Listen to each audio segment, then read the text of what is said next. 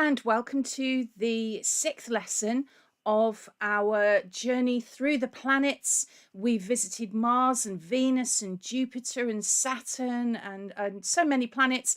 We're visiting our sixth planet today, and today's lesson is all about Uranus. So, without further ado, let's just have a think about what you're going to need for today's lesson should you wish to participate with some of the activities that we're doing. We have a worksheet that is available that you can get as a JPEG off of the Facebook page, or you can download from the website as a PDF, and it's entirely up to you whether you want to use the worksheet. It's not necessary, but it's there. It's got information about what we're going to be covering today, and it's also got the activities included on there. Or you could just use a piece of paper and a pencil or a pen, and you can join in just as well. So entirely up to you how you wish to sort of join in. As always, well, say as always, as nearly always, the music that has been produced today, the music that is going to be played has been created by me. It's not live because of copyright. We try and make sure that we follow all the rules so that there's no issues. And so I've created all of the sounds, etc., for the music that you're going to hear.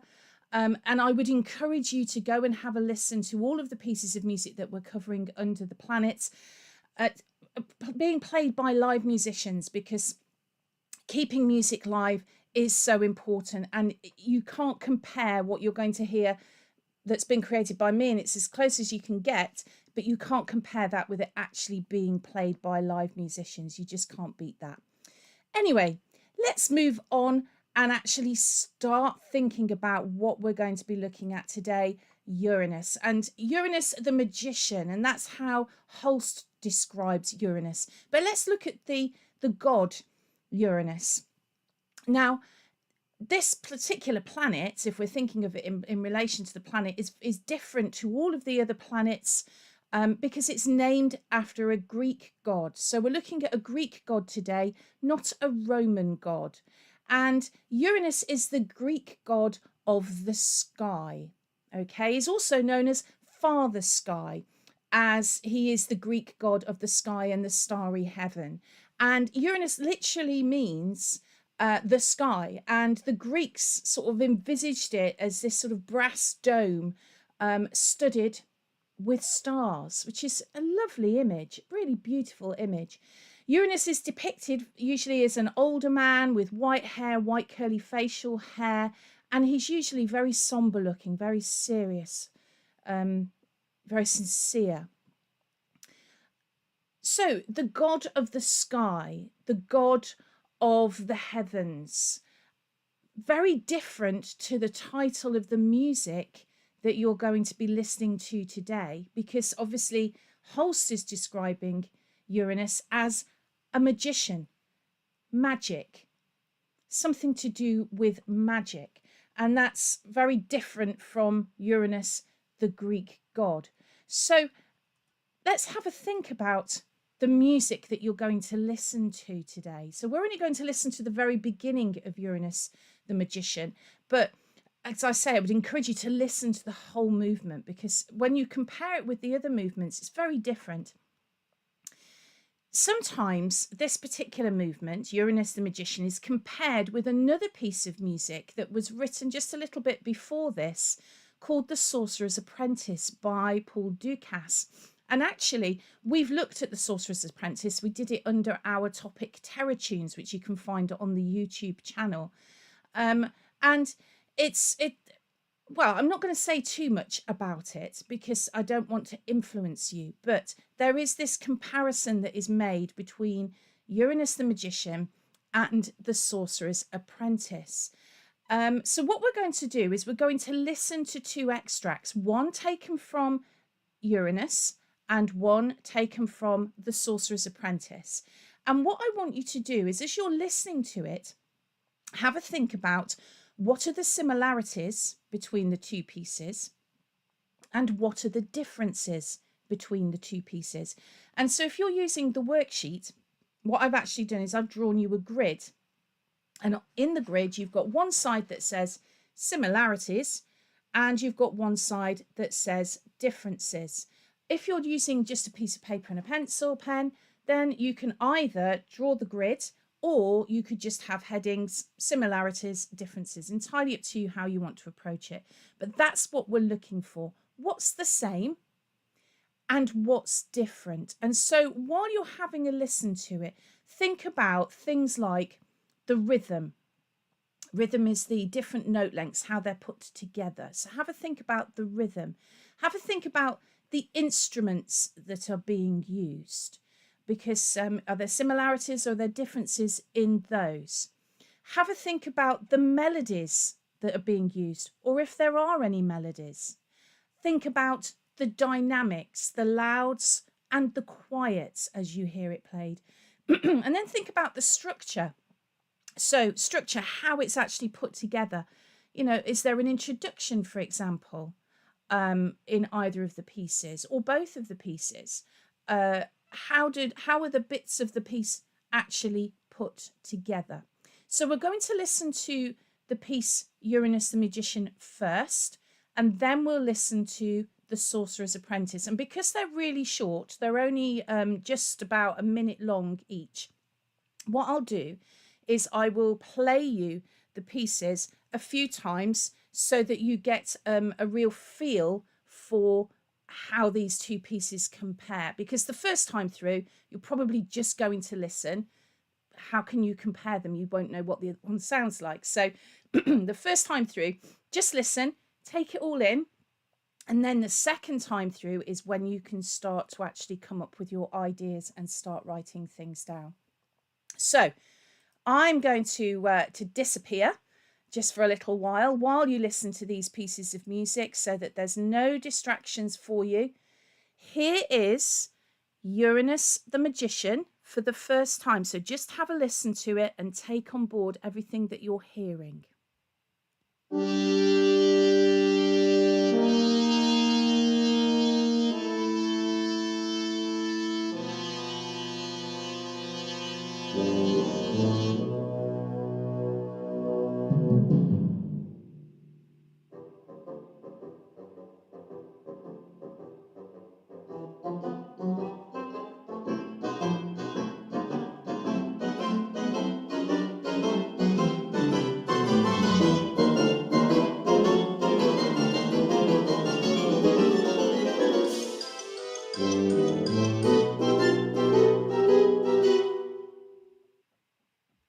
Okay, and now let's have a listen to the Sorcerer's Apprentice.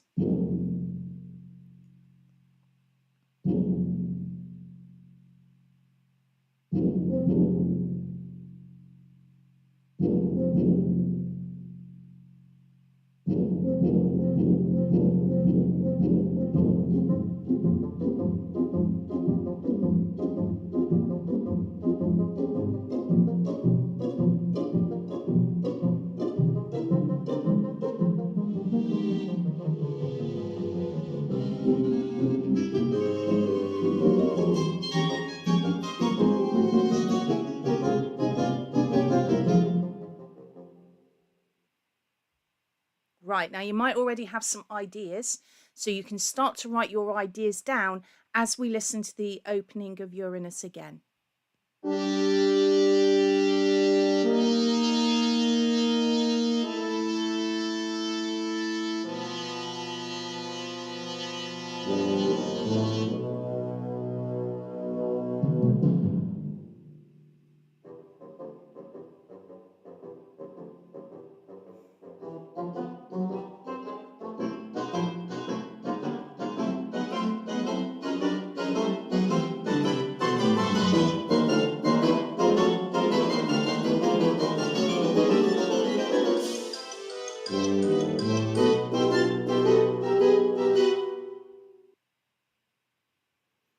And the Sorcerer's Apprentice again.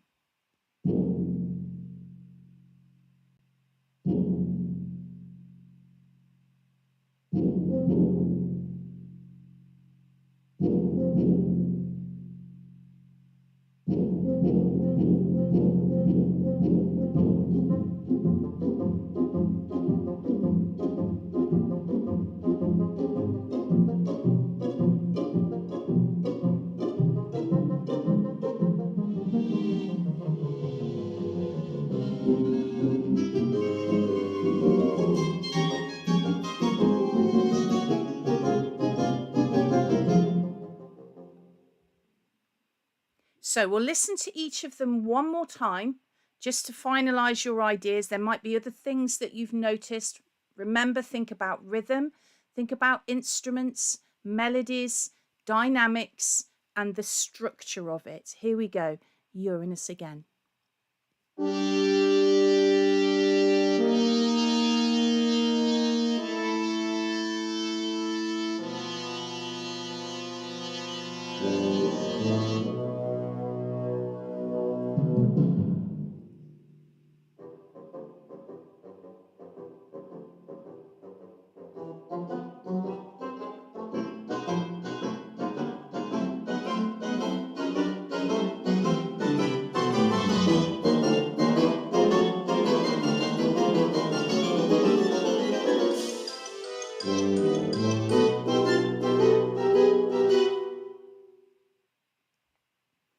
And the Sorcerer's Apprentice for the final time.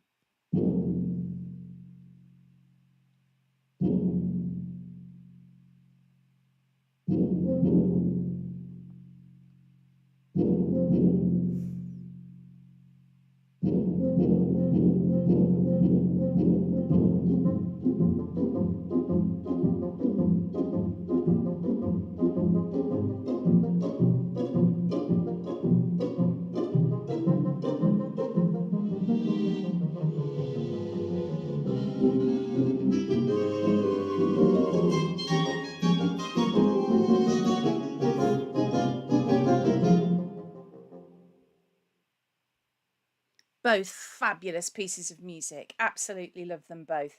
So let's have a think now about these similarities and these differences and see what you have come up with, and see whether you agree with me. So let's have a look at the similarities first. So the orchestration, the instruments that are being used are quite similar. Both pieces use the bassoon. Now, you might not have been able to identify the bassoon specifically, but you might have been able to identify that it was the same sort of sounding instrument.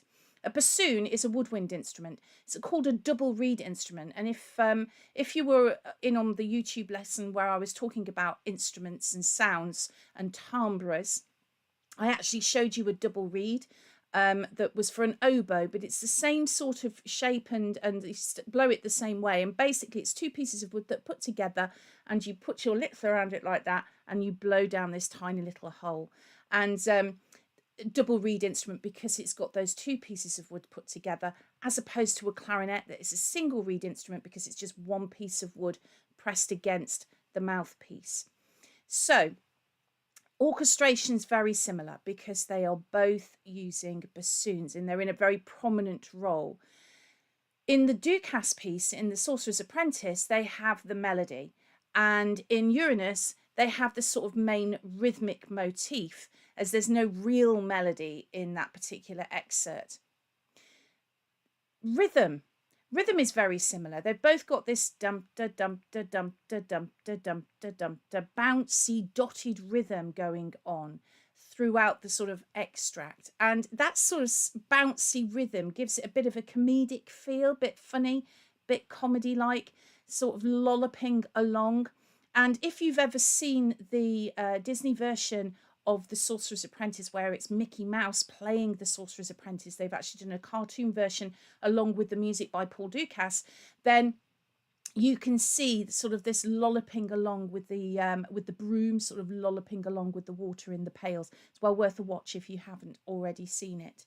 So the rhythm is very similar. It's that bouncy rhythm, gives it the comedy feel, lolloping along. And you've got the dotted rhythm in the bassoon part in the Uranus piece. And then we've also got down there structure. Both pieces have an introduction and then are followed by a musical idea. I'm not saying that the introductions are the same, but the structure in that they have an introduction is the same. So you had this fanfare idea from the Uranus piece, and then you'd got these chords going on in the Dukas piece. So similarities within the structure of it, even if what's happening within the introduction isn't exactly the same. So let's have a little think now about the differences between the two pieces. Now, Uranus begins with a very loud fanfare being played by the brass section. So the da da da dum.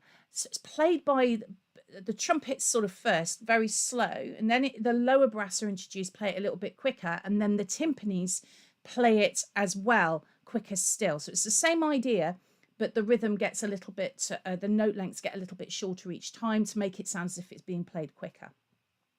That's a contrast, that's a difference from The Sorcerer's Apprentice, which I've indicated as TSA on there just because it's such a long title. It would have took up a whole page just putting titles in. So The Sorcerer's Apprentice begins quietly as opposed to the loud fanfare from Uranus. Sorcerer's Apprentice is quiet and it's horn and clarinet chords, and there's gaps in between, but again, similarity, the gaps get shorter, but there are gaps. So you get dum, dum, dum, da dum. So there's that's their introduction. The actual bassoon section, the bassoon melody in the Sorcerer's Apprentice is accompanied by pizzicato strings. But in Uranus, it's not. It's basically, it introduces the piece and then it's accompanied by other woodwind to sort of build up the texture. The texture, actually, it'd be worth thinking about the texture. How much is going on? What's going on? There's probably less going on, I would say, in the Sorcerer's Apprentice at this particular point than there is in Uranus the Magician. Having said that, though, if we'd listened to a longer extract, you would hear that more parts gradually get introduced into the Sorcerer's Apprentice, and it builds and builds and builds. And in that way, it's very similar to Uranus the Magician. So are there any other things that I can tell you about that further on in the piece? So I think it's important to not just tell you about the particular little extract that we've listened to, but Uranus the Magician, the whole sort of movement, if you like. So we've talked about those differences. Actually, there's a heavy march theme that gets introduced in Uranus, which you sort of get hints of later on within that extract. The heavy march theme is sort of introduced, whereas the Sorcerer's Apprentice tends to stay quite light all the way through. But even then, that march idea in Uranus is sort of a bit dance-like in places. The time signature for Uranus is 6/4 in the extract, but it also plays in 9/4 at some points as well, which is quite an irregular time signature. We've talked about irregular time signatures before. So it's a little unconventional, but the whole movement is what you would call unconventional. It's not the norm. A bit like the planet, actually, because the planet rotates on its side, which is different to all of the other planets in the solar system. So this march-like motif, sometimes a bit dance-like, you could say maybe similarity, you could say it is a difference as well. You'd have to have a listen and then make your decision as to what you think.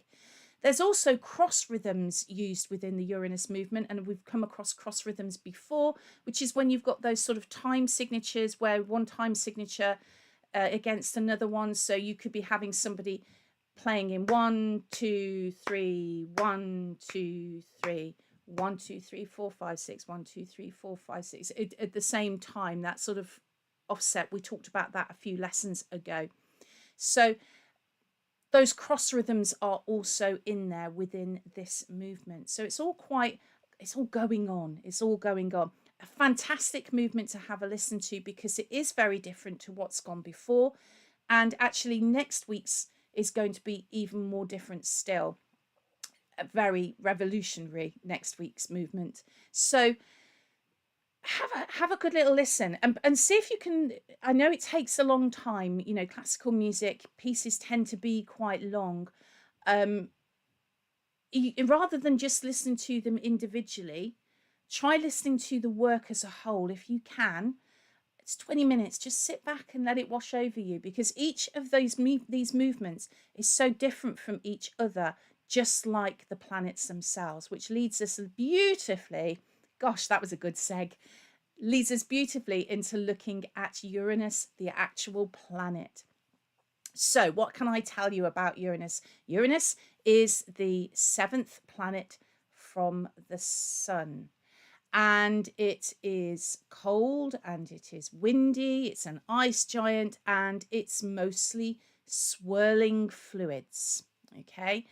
The atmosphere is mostly hydrogen and helium, and wind speeds on the planet can reach up to 560 miles per hour or 900 kilometers per hour, depending on how you sort of work out your speeds. It rotates at a nearly 90-degree angle, which means that it appears to spin on its side, and it orbits the sun a bit like a rolling ball, actually, if you sort of envisage that. It was the very first planet to have been discovered using a telescope back in 1781 by somebody called William Herschel, who'd wanted to call the planet Georgium Sidus after King George III, but they said no. Instead, it was the first planet to be named after a Greek god rather than a Roman one, hence it's called Uranus. The environment is not conducive to life as we know it, because the atmosphere and the pressures and everything are just too great. It takes 2 hours 40 minutes for sunlight to travel from the sun to the planet. One day takes 17 Earth hours, and a complete orbit of the sun takes 84 Earth years. That is a humongous length of time. It has the most extreme seasons in the solar system because of its tilt. And so for nearly a quarter of each Uranus year, so that's 21 Earth years, the sun shines directly over each pole, which plunges the other half of the planet into a 21-year-long dark winter. That does not sound pleasant, does it? Now, like Venus, Uranus rotates in the opposite direction to most of the other planets, well, to all of the other planets other than Venus. Like Neptune, Uranus probably formed closer to the sun and then it moved to the outer solar system about 4 billion years ago. And most of the planet's mass is hot, dense fluid of icy materials, water, methane, and ammonia. And it's sort of built above this small rocky core. And near to the core, it actually heats up to around 4,982 degrees Celsius. Wow, hot. The blue-green colour is due to methane gas in the atmosphere. The sunlight passes through the atmosphere and it reflects back out of Uranus's cloud tops. And so the methane absorbs the red portion of the light and that just leaves the blue-green. Now, there's more to tell you that that's just the planet. There's also moons. The moons, there are 28 known moons. Can't say that. There are 28 known moons orbiting Uranus at the moment that we know of. The moons are named after characters in works by William Shakespeare and Alexander Pope. And the 5 major moons are Miranda, Ariel, Umbriel, Titania, and Oberon, which is the one that you can see pictured there. All of the inner moons seem to be half rock and half water ice. Now, at the bottom of the picture, at the screen there, you can see some sort of spacecraft. That particular spacecraft is NASA's Voyager 2. Now, Voyager 2 was launched by NASA in the 1970s to go out and look at the universe, along with Voyager 1. Voyager 2 is the only spacecraft to have visited Uranus, and it was there for about 6 hours in 1986 and was able to return a lot of data about the planet, including obviously pictures, but other data as well. A new mission to Uranus is considered a priority by NASA, and they are hoping that they can get something organized and sent out, you know, to explore the planet further, because it is fascinating. And these outer planets have not been visited other than by Voyager 2. So there's a lot to discover on Uranus and its moons. So we've pretty much reached the end of today's lesson. Other things that you could have a go at doing. I think I always love these sort of extra activities for you to have a go at the end of each lesson to sort of take you another step.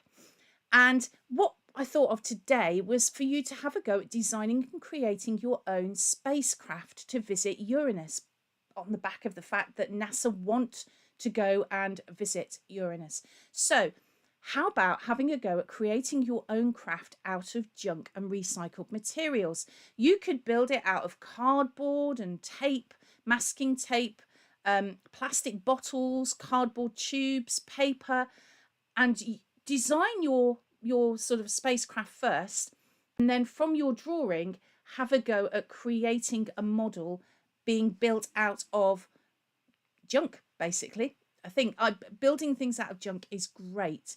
And then when you've finished building it, you could have a go at painting it with some sort of acrylic paints. That would be really, really good. And when you've built them, how about posting a picture for us on the Theatre of Music Facebook page so that we can see your fantastic creations. So we have reached the end of today's lesson, and I'm thinking ahead to next week, and this is really quite important. I want you to have a little think about this, because next lesson we're looking at the last of the planets, and we're looking at Neptune, the mystic. Okay, magical, mystic. So when you come to next week's lesson, have a go at finding some bits and pieces to bring with you. So things that you might want to bring, because we're going to be looking at getting some sort of homemade percussion together. You might want to bring a small glass of water with a straw so that you can blow bubbles. You might want to have a spoon and a cup, or maybe a tin or something, to just rattle the spoon inside of.